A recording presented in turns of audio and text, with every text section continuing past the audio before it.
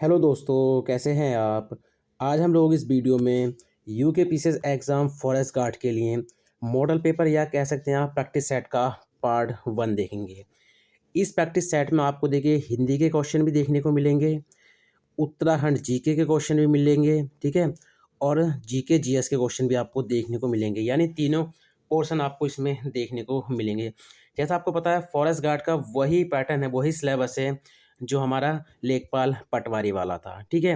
तो जैसा आपको पता है 22 जनवरी को इसका एग्ज़ाम होना है। कब होना है? 22 जनवरी 2023 को जो है इसका एग्ज़ाम होना है।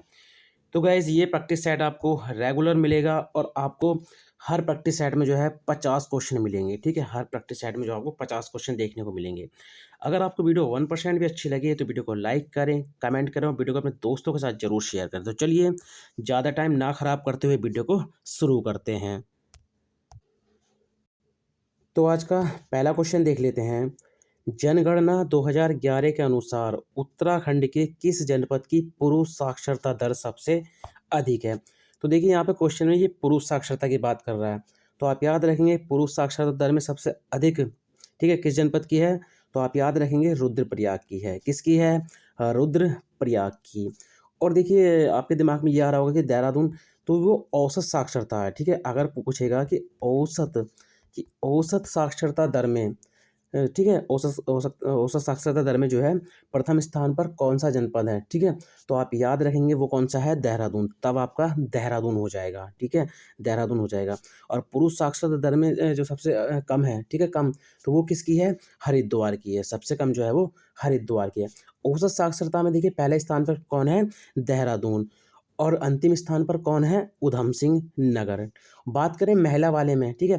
तो महिला वाले में भी पहले स्थान पर देहरादून है, लेकिन अंतिम जो है महिला, ठीक है? महिला में जो सबसे अंतिम है वो कौन-सा है? उत्तरकाशी है, ठीक है? कौन-सा है? उत्तरकाशी। तो आपको औसत साक्षरता दर, पुरुष साक्षरता दर और महिला साक्षरता दर में आपको तीनों याद रखने हैं। औसत साक्षरता दर में पहले स्थान पर देहरादून है और अंतिम स्थान पर कौन है? उधम सिंह नगर। पुरुष साक्षरता में जो पहले स्थान पर है वो रुद्रप्रयाग है और अंतिम स्थान पर हरिद्वार है। महिला साक्षरता दर में पहले स्थान पर देहरादून है और अंतिम स्थान पर जो है उत्तरकाशी है। चलिए अगला क्वेश्चन देख लेते हैं। नगरीकरण में उत्तराखंड का कौन-सा स्थान है? तो आपको पता है देखिए जनगणना से आपको ज़्यादातर क्वेश्चन देखने को मिले हैं हर एग्ज़ाम में। तो नगरीकरण में उत्तराखंड का कौन-सा स्थान है? तो ये है 20वाँ स्थान। कौन-सा है? 20वाँ स्थान। अगला क्वेश्चन हो जाएगा, बिरादरी पंचायत का सबसे बड़ा अधिकारी कौन होता है? तो बिरादरी पंचायत का सबसे बड़ा अधिकारी कौन होता है? तो आप याद रखेंगे ये होता है तख्त। कौन कौन होता है? तख्त। और देखिए बिरादरी पंचायत जो होती है ये बोक्सा जनजाति से संबंधित है। किससे है? बोक्सा जनजाति से जो है ये संबंधित है। तो देखिए ये बिरादरी पंचायत जो होती है 5 सदस्यों से बनती है। कितने सदस्यों से बनती है? 5 सदस्यों से जो है ये बनती है। एक तख़्त, उसके नीचे क्या होता है? मुंसिफ, ठीक है? ये मुंसिफ एक होता है, उसके नीचे होता है दरोगा, ये भी एक होता है। इस दरोगा के नीचे जो होते हैं 2 सिपाही होते हैं, यानी 1, 2, 3 और 2 5, कुल मिला के ये 5 सदस्य होते हैं। अगला क्वेश्चन हो जाएगा, निम्नलिखित में से सघोष व्यंजन है। तो इसमें से जो है सघोष व्यंजन कौन-सा हो जाएगा गाइस? तो देखिए हावी सघोष व्यंजन है, डावी और ये वाला डावी, ठीक है? यानी उपरोक्त सभी, यानी डी ऑप्शन जो है इसमें हमारा राइट हो जाएगा। चलिए अगला क्वेश्चन हो जाएगा, मैथिली बोली का संबंध है। तो देखिए मैथिली बोली का जो संबंध है वो किससे है? तो आप याद रखेंगे बिहारी से है। किससे है? बिहारी से। बिहारी में कौन-कौन सी आती हैं? एक आती है देखिए भोजपुरी, भोजपुरी बिहारी के अंतर्गत आती है। मगही, मगही भी जो है बिहारी के अंतर्गत आती है। और मैथिली, ठीक है? मैथिली, मैथिली एकमात्र बोली है जो 8वीं अनुसूची में जो है स्थान पाने वाली बोली है। तो आपको पता है जितनी में चाहे हमारा पश्चिमी हिंदी ले लो, बिहारी, पूर्वी हिंदी, राजस्थानी, यहाँ से क्वेश्चन जो है हमेशा ही बनता है। अगला है, नैनी सैनी हवाई पट्टी किस जनपद में स्थित है? तो नैनी सैनी हवाई पट्टी जो है किस जनपद में स्थित है? तो आप याद रखेंगे कहाँ पर स्थित है ये? पिथौरागढ़ में। कहाँ पर स्थित है? पिथौरागढ़ में। उत्तरकाशी में कौन सी है? तो चिन्यासी, ठीक है? चिन्यासी सोंड, चिन्यासी सोड़ हवाई पट्टी कहाँ पर है? उत्तरकाशी में है। चमोली में कौन सी है? गोचर। कौन सी है? गोचर। अगला है, विश्व का सबसे बड़ा ज्ञात नदी द्वीप माजुली कहाँ स्थित है? तो विश्व का सबसे बड़ा ज्ञात नदी द्वीप जो कौन सा है? माजुली। ये कहाँ पर स्थित है?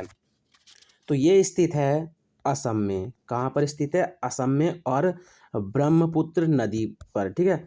ब्रह्मपुत्र की दो शाखाएं मिलती हैं, उनके बीच में जो है ये स्थित है। तो आप याद रखेंगे माजुली द्वीप कहाँ पर है? असम में है, और ब्रह्मपुत्र नदियों के मतलब ब्रह्मपुत्र नदी जहाँ पर मिलती हैं दोनों, उसके बीच में जो है ये स्थित है। अगला क्वेश्चन हो जाएगा, प्रधानमंत्री नरेंद्र मोदी ने किस राज्य में सावरा कुड्डू जल विद्युत परियोजना का उद्घाटन किया? तो ये कहाँ पर किया है? हिमाचल प्रदेश में। कहाँ पर किया है? हिमाचल प्रदेश में। अगला क्वेश्चन हो जाएगा, बाल गंगाधर खैर आयोग ने अपना प्रतिवेदन कब दिया?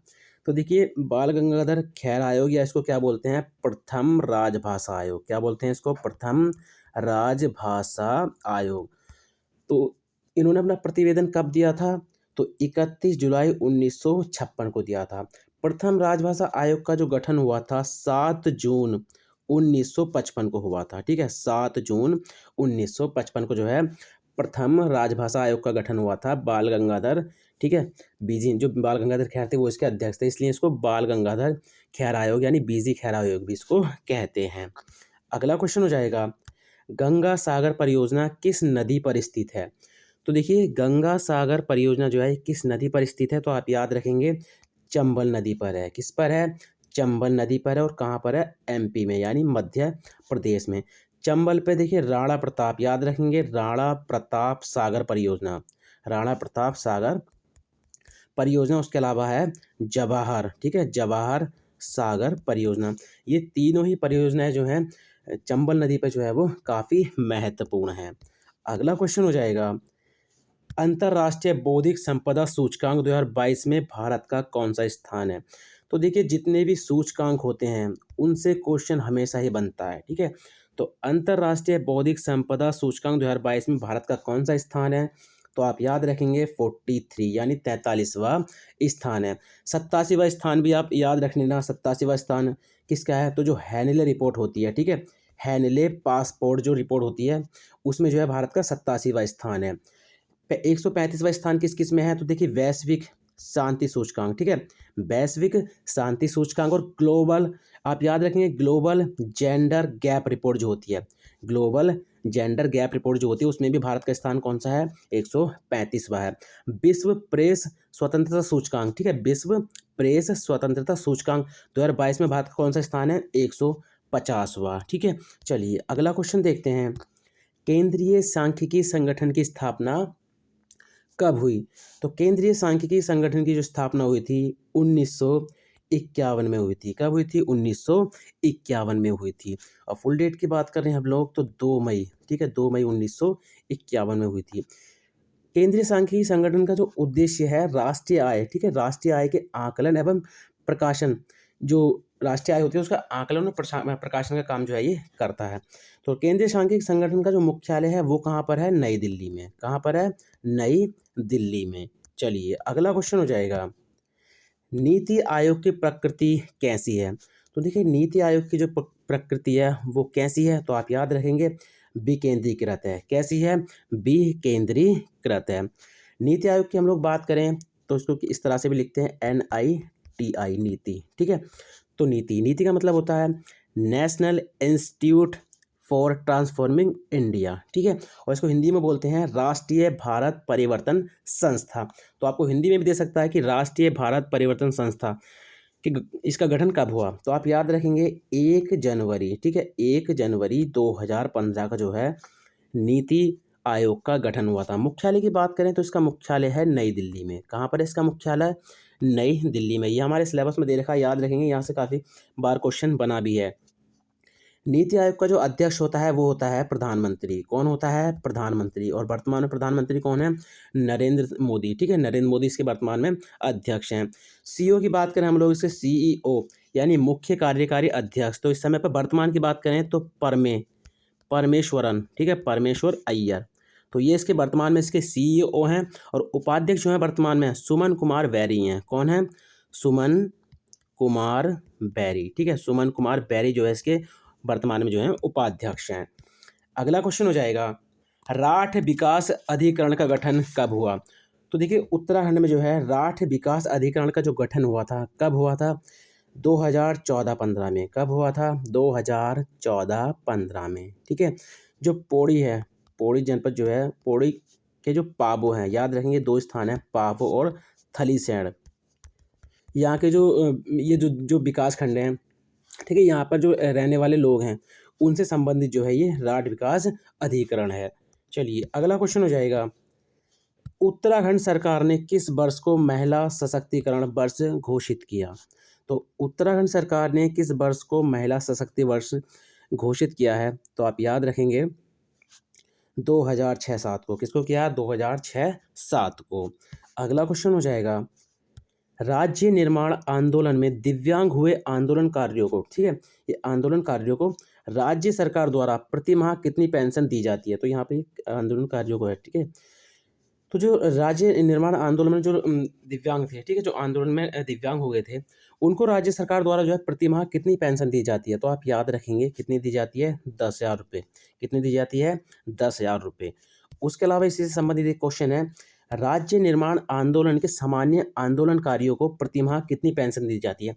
तो देखिए एक तो सामान्य आंदोलनकारी और एक है दिव्यांगजन, जो मतलब किसी तरह से उनको मतलब दिव्यांगजन वो हो गए थे। तो सामान्य आंदोलनकारियों को जो प्रतिमाह पेंशन दी जाती है वो दी जाती है 5,000। कितनी दी जाती है? 5,000, यानी इनको 5,000 और दिव्यांगजनों को उसका डबल कर दो 10 मिलती है। चलिए इसी तरह से क्वेश्चन और है, राज्य के वृद्धों के भरण पोषण हेतु प्रति माह कितने रुपए पेंशन स्वरूप दिए जाते हैं? तो ये कितने दिए जाते हैं प्रति माह? 1,000 रुपये। कितने दिए जाते हैं? 1,000 रुपये। अगला क्वेश्चन हो जाएगा, बाबा नरहरि दास का संबंध किससे है? तो बाबा नरहरि दास का जो संबंध है वो किससे है? तो आप याद रखेंगे तुलसीदास से। बाबा नरहरि दास जो थे ये तुलसीदास जी के गुरु थे। किनके गुरु थे? तुलसीदास जी के। सूरदास जी के गुरु कौन थे? वल्लभाचार्य। कौन थे? वल्लभाचार्य। उसके अलावा देखिए मीराबाई, इनके गुरु कौन थे? रैदास। कौन थे? रैदास। ठीक है, चलिए अगला क्वेश्चन हो जाएगा, ये रामानंद के भी आप याद रखना। रामानंद के कौन थे? राघवानंद। कौन थे? राघवानंद। तो इनके भी आपने गुरु याद रखने हैं। अगला है, मंगलेश डबराल को साहित्य अकादमी पुरस्कार कब मिला? तो मंगलेश डबराल को साहित्य अकादमी पुरस्कार कब मिला था? तो आप याद रखेंगे 2000 में। कब मिला था? 2000 में मिला था। कमेंट करके बताइए इनकी किस कीर्ति के लिए जो है इनको ये मिला था। अगला क्वेश्चन हो जाएगा, सिर्फ सहलाए, ठीक है, सिर्फ सहलाए भेजा खाए, इसका अर्थ है। तो सिर्फ सहलाए भेजा खाए, इसका जो अर्थ होता है क्या होता है? दोस्त बनकर हानि पहुंचाना है। क्या होता है इसका मतलब? दोस्त बनकर हानि पहुंचाना।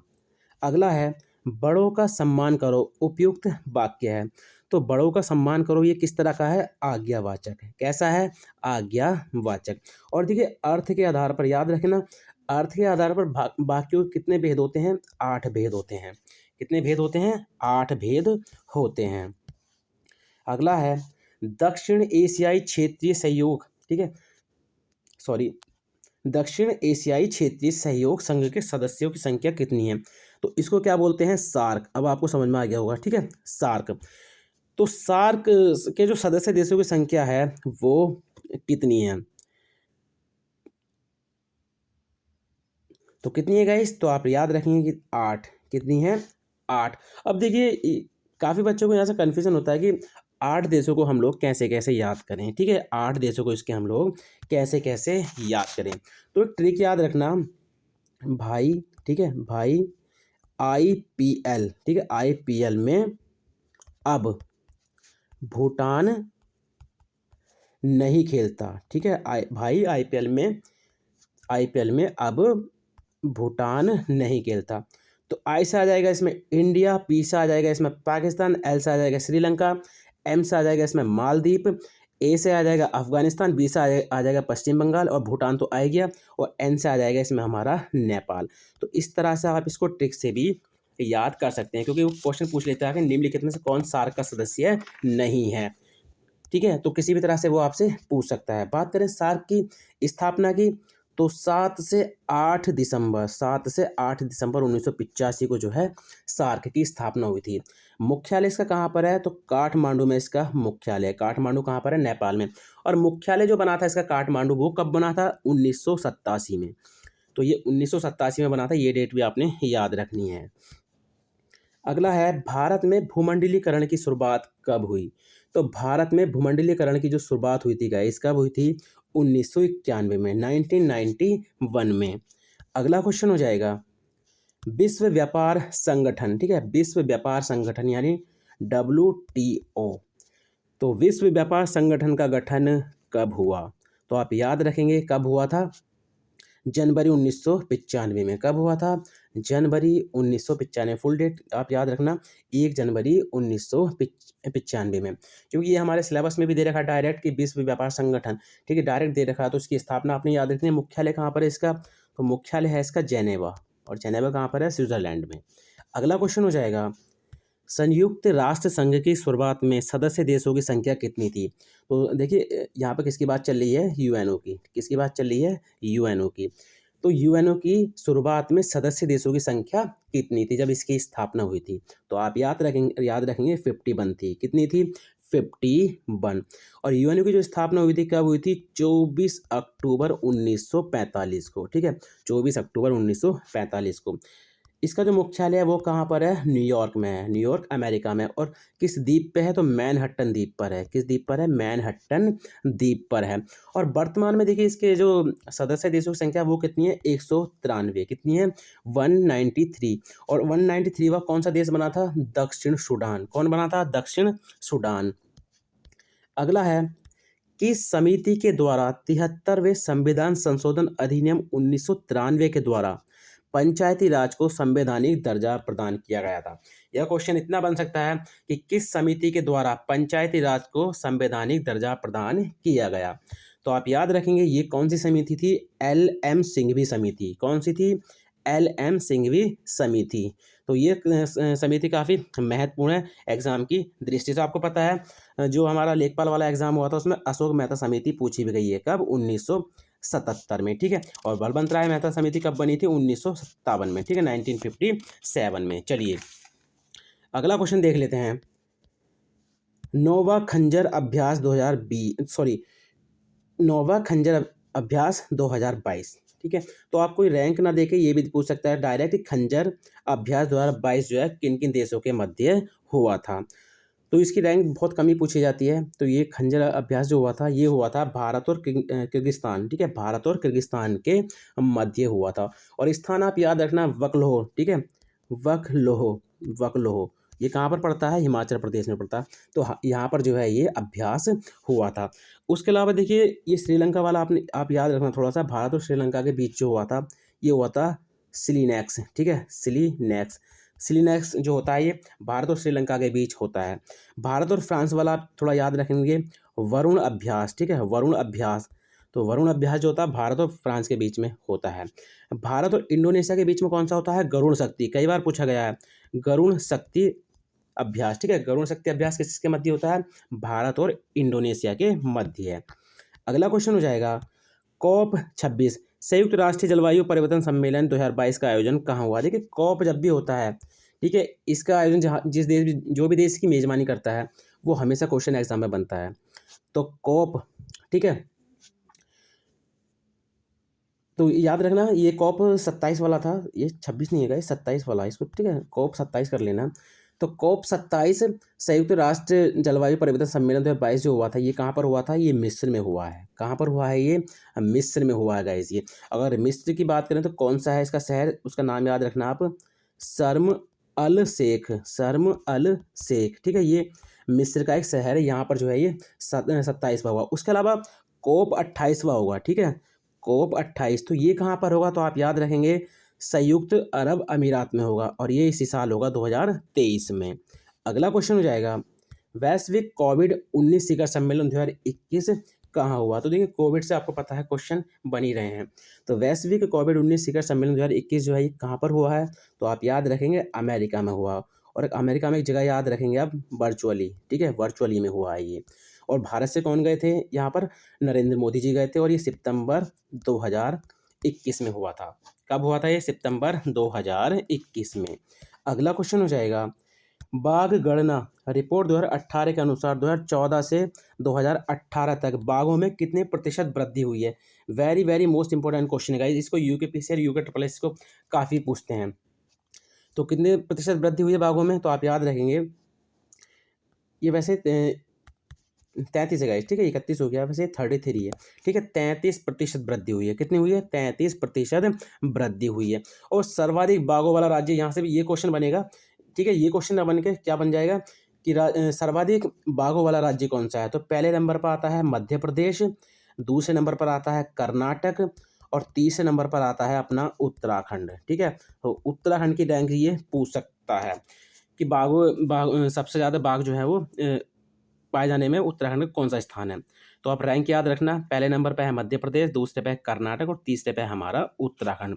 तो आप ये रिपोर्ट याद रखना, बाघ गणना रिपोर्ट 2018 के अनुसार जो है 2014 से 2018 तक जो है, ठीक है, बाघों में कितने प्रतिशत वृद्धि हुई है? तो 33%, 33%, ठीक है। और तेंदुओं का आप याद रखना, तेंदुओं का ही पूछ सकता है कि तेंदुओं में कितने प्रतिशत की वृद्धि हुई है? तो 60% की वृद्धि हुई है। अगला क्वेश्चन हो जाएगा, छठा विश्व हिंदी सम्मेलन कब आयोजित हुआ? तो देखिए, छठा विश्व हिंदी सम्मेलन जो है ये कब आयोजित हुआ था? तो सितंबर 1999 में हुआ था। 75, 76, ठीक है, 83, 93, 96, उसके बाद 99। तो इनकी डेट आपको याद होनी चाहिए कि कब कब और कहाँ कहाँ पर ये हुए थे। अगला हो जाएगा, भाषा के आधार पर भारतीय राज्यों की पुनः संरचना कब की गई? तो भाषा के आधार पर भारतीय राज्यों की पुनः संरचना जो की गई थी वो कब की गई थी? तो आप याद रखेंगे 1956 में। कब की गई थी? 1956 में। अगला है, बड़ा ए वर्ण का संबंध है, ठीक है, इस वर्ण का जो है संबंध वो किससे है? तो आप याद रखेंगे किससे है? कंठ और तालु से। किससे है? कंठ और तालु से। अगला है, शुद्ध वर्तनी वाला शब्द है, तो शुद्ध वर्तनी वाला शब्द इसमें कौन सा हो जाएगा? तो एक एक करके देख लेते हैं। निरस्ता जो है वो इस तरह से लिखी जाती है, बड़ी ई वाली मात्रा आती है, ठीक है, निरसता। अनाधिकार नहीं होता, अंधिकार होता है, ठीक है, अनधिकार होता है ये। प्रतीक, प्रतीक में जो है बड़ी ई की मात्रा लगती है। अनुदित जो है इसमें हमारा राइट हो जाएगा। अगला है बधियावागमन, ठीक है, बधियावागमन का संधि विच्छेद जो है वो क्या होगा? तो देखिए, आप संधि कर लेंगे तो आप जो प्रत्यय वाला होता, ठीक है, उपसर्ग प्रत्यय, वो भी आपका ठीक हो जाता संधि से ही। अगर इसके हम लोग संधि विच्छेद करें तो क्या हो जाएगा इसका? बधु प्लस आगमन, ठीक है, बधु प्लस आगमन। और ये किस ऑप्शन में है? हमारा ऑप्शन सी में। और इसके अकॉर्डिंग ये संधि कौन सी हो जाएगी? यड़ संधि। कौन सी संधि हो जाएगी इसके अकॉर्डिंग? यड़ संधि। अगला क्वेश्चन हो जाएगा, राज्य मानवाधिकार आयोग का गठन कब किया गया? तो देखिए, राज्य मानवाधिकार आयोग का जो गठन किया गया था वो कब किया गया था? जुलाई 2011 में। अब कहीं कहीं ये डेट ना देकर देखिए 2013 भी मिल जाती है। वो कब मिलती है? जो उसके प्रथम अध्यक्ष बने थे, कौन? विजेंद्र जैन, ठीक है, विजेंद्र जैन। तो वो कब से बने थे? वो 2013 से ही बने थे, इसलिए कभी कभी वाली डेट दे देता है लेकिन वो गलत होती है, ठीक है। तो राज्य मानवाधिकार आयोग का जो गठन किया गया था वो जुलाई 2011 को ही किया गया था। चलिए, अगला क्वेश्चन हो जाएगा, राज्य की हिमालय में स्थिति क्या है? तो राज्य की हिमालय में स्थिति क्या है? ये पश्चिम में है और मध्य हिमालय, ठीक है, पश्चिम मध्य हिमालय में जो है ये स्थित है। और भारत की बात करें तो उत्तर पश्चिम में स्थित है, ठीक है, उत्तर पश्चिम में जो है ये स्थित है। इस आधार पर जो 82.5 वाली है ना हमारी समय रेखा जो है उसके अकॉर्डिंग जो है उत्तर पश्चिम जो है इसका आंसर राइट हो जाएगा। सही है। चलिए, अगला क्वेश्चन देख लेते हैं, श्रृंगकंठ दर्रा किन किन के मध्य स्थित है? तो देखिए, श्रृंगकंठ दर्रा जो है ये किन किन के मध्य स्थित है? ये देखिए, जो दर्रे हैं ना गाइस, जितने भी आपके दर्रे हैं वो आपको सभी याद होने चाहिए, क्योंकि आपको पता है दर्रों से जो है काफ़ी बार क्वेश्चन बनते हैं। आपको देखा होगा जो पुलिस वाला एग्जाम हुआ था उसमें भी दर्रा आपसे पूछा था। तो श्रृंगकंठ दर्रा किन किन के मध्य है? तो उत्तरकाशी और हिमाचल प्रदेश के बीच है, ठीक है, उत्तरकाशी और हिमाचल प्रदेश के मध्य है। अगला हो जाएगा, संगचुमना किसकी सहायक नदी है? तो संगचुमना किसकी सहायक नदी है? कुठियांगटी की। किसकी है? कुठियांगटी की। और कुठियांगटी किसकी सहायक नदी है? काली की। किसकी है? काली की। अगला है, चरथी बुग्याल कहाँ स्थित है? तो देखिए चरथी बुग्याल जो है ये कहाँ पर स्थित है? पिथौरागढ़ में। कहाँ पर है? पिथौरागढ़ में। और पिथौरागढ़ की बात करें तो यह है छिपला, ठीक है, छिपला कोट के निकट, छिपला कोट के निकट। उत्तरकाशी में देखिए दयारा बुग्याल है, हरुनता है, हरकादून सबसे काफ़ी बार पूछा गया है कि हरकादून कहाँ पर है, तो हरकादून जो है उत्तरकाशी में है। चमोली में बेदनी, ठीक है, राज्य का सबसे बड़ा बुग्याल है बेदनी बुग्याल। बगजी बुग्याल भी चमोली में है। तो देखिए बुग्यालों से भी क्वेश्चन बनते हैं, इसलिए बुग्याल भी आपको एक एक बुग्याल आपको याद होना चाहिए। अगला है, राज्य में एकीकृत ऊन विकास कार्यक्रम कब शुरू हुआ? तो राज्य में एकीकृत ऊन विकास कार्यक्रम जो है ये कब शुरू हुआ था? तो 2004-5 में जो है ये शुरू हुआ था। देखिए मैंने हिंदी वाली लास्ट में वीडियो डाली थी, उसमें बताया था मैंने कनक कनकते सोगुनी वाला, ठीक है, कनक कनकते सोगुनी। तो मैंने बताया था कि इसके लास्ट में का आ रहा है और यमक के लास्ट में भी का आता है। तो आप इसको आंखें बंद करके लगा देना। और यही देखिए डायरेक्ट जो है अभी लेखपाल वाले में पूछा था। अगला है, राज्य में मत्स्य नीति कब लागू की गई? तो देखिए जो देश में उत्तराखंड था ये मत्स्य नीति लागू करने वाला प्रथम राज्य था। तो मत्स्य नीति जो कब लागू की थी? 2002 में। कब लागू की थी? 2002 में। अगला है, निम्न में से किस केदार में मध्य भाग की पूजा की जाती है? तो देखिए हमारे पंच केदार हैं, तुंगनाथ, रुद्रनाथ, मदमहेश्वरनाथ, केदारनाथ और कल्पेश्वरनाथ। तो बात करें देखिए मध्य भाग की पूजा तो मदमहेश्वरनाथ में, तुंगनाथ में भुजा, ठीक है, भुजा की पूजा की जाती है। रुद्रनाथ में रौद्र मुख की पूजा की जाती है। केदारनाथ में जो है पृष्ठ भाग की पूजा की जाती है। और कल्पेश्वर नाथ में जो है जटा की पूजा की जाती है। तो यहाँ से क्वेश्चन कई बार बने हैं। अगला क्वेश्चन हो जाएगा, निम्न में से कौन पंचगंगा में शामिल नहीं है? तो निम्न में से कौन पंचगंगा में शामिल नहीं है? तो ये सरयू नदी पंचगंगा में नहीं आती है। भागीरथ आती है, अलकनंदा आती है, धौलीगंगा आती है, ठीक है, मंदाकिनी आती है और हमारी यमुना, ये पंचगंगा में शामिल हैं। अगला है, बद्री का आश्रम का उपनाम क्या है? तो बद्री का आश्रम का जो उपनाम है वो क्या है? देखिए यहाँ उपनाम की बात चल रही है, ठीक है, क्या बात चल रही है यहाँ पे? उपनाम की, ठीक है, प्राचीन ये बात बाकी तो सब ये उपनाम ही है इसके, ये सभी देखिए उपनाम है। ये क्वेश्चन थोड़ा सा गलत बन गया है। ये क्या था कि बद्री का आश्रम का प्राचीन नाम क्या है? ठीक है, यहाँ पे ये क्वेश्चन है कि बद्री का आश्रम का प्राचीन नाम क्या है? तो ये इस तरह से क्वेश्चन था, बद्री का आश्रम का प्राचीन नाम क्या है? तो प्राचीन नाम जो है इसमें क्या हो जाएगा? भू बैकुंठ। क्या हो जाएगा? भू बैकुंठ जो है इसका क्या हो जाएगा गाइस? ये प्राचीन नाम हो जाएगा। और बाकी जो है देखिए मुक्तिपदा, योग सिद्धा, नर नारायण आश्रम, ये सभी इसके क्या हैं? उपनाम है। क्या है इसके? सभी ये उपनाम हैं। अगला है, गढ़वाल चित्रशैली एक सर्वेक्षण पुस्तक के लेखक हैं। तो गढ़वाल चित्रशैली एक सर्वेक्षण पुस्तक के जो लेखक हैं कौन हैं? डॉक्टर कटोच। कौन है? डॉक्टर कटोच। अगला है, राजवैद्य चरक किसके दरबार में रहता था? तो राजवैद्य चरक जो था ये किसके दरबार में था? तो आप याद रखेंगे किसके दरबार में था ये? कनिष्क के दरबार में था। किसके दरबार में था ये? कनिष्क के दरबार में था। चलिए तो राजवैद्य चरक जो है किसके दरबार में था? ये कनिष्क के दरबार में था। अब देखिए जो कुशाण से क्वेश्चन काफ़ी बार बनते हैं तो आप याद रखेंगे, ठीक है। और कनिष्क ने ही देखिए जो 78 ईस्वी में क्या चलाया था? एक संवत चलाया था जिसको शक संवत कहते हैं। क्या कहते हैं उसको? शक संवत कहते हैं। और भारत सरकार द्वारा जो है ये प्रयोग में लाया जाता है। बौद्ध जो कनिष्क था इसके टाइम पर जो है एक चतुर्थ बौद्ध संगति हुई थी, ठीक है, चौथी बौद्ध संगति हुई थी जो कुंडलवन कश्मीर में हुई थी। उसके अध्यक्ष जो है देखिए कौन बने थे? बसुमित्र बने थे। कौन बने थे? बसुमित्र बने थे। तो याद रखना ये चौथी वाली जो थी ये काफ़ी महत्वपूर्ण है और काफ़ी एक बार जो है एग्जाम में पूछी गई है। चलिए अगला क्वेश्चन देख लेते हैं, सल्तनत काल में कौन सा कर ब्राह्मणों से लिया जाता था? तो सल्तनत काल में कौन सा कर ब्राह्मणों से लिया जाता था? तो ये कौन सा कर था? तो आप याद रखेंगे जजिया कर। कौन सा था? जजिया कर। जजिया कर को लागू करने वाला प्रथम शासक कौन था? फिरोज तुगलक। कौन था? फिरोज तुगलक था। उसके अलावा देखिए उस्र, जकात, खराज, ये सभी जो है किनसे लिए जाते थे? मुसलमानों से लिए जाते थे।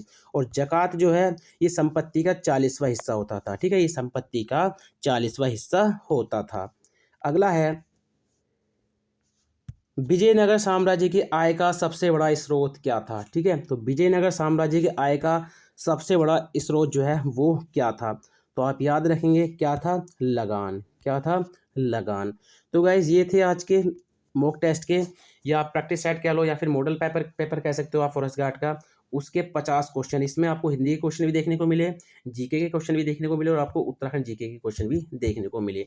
गाइस, अगर आपको किसी क्वेश्चन में डाउट हुआ है तो आप कमेंट के माध्यम से पूछ सकते हैं।